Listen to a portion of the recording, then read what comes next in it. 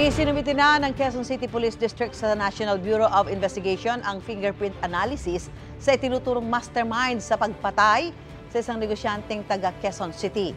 Titingnan kung magmamatch ang mga ito sa fingerprint ni Lope Jimenez na sangkot umano sa pagpaslang kay Ruby Rose Barameda noong 2007.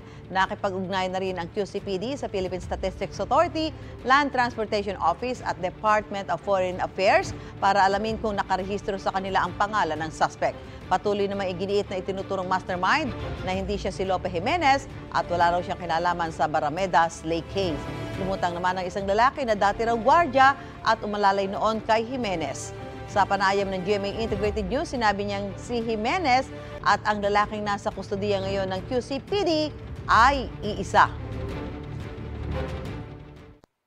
100% na yung client niya ay si Lope Jimenez yun. Yung tangkad niya, yung katawan niya, at saka yung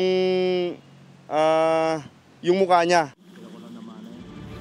Wala pang pahayag ang pulisya tungkol sa sinabi ng naturang gwardiya.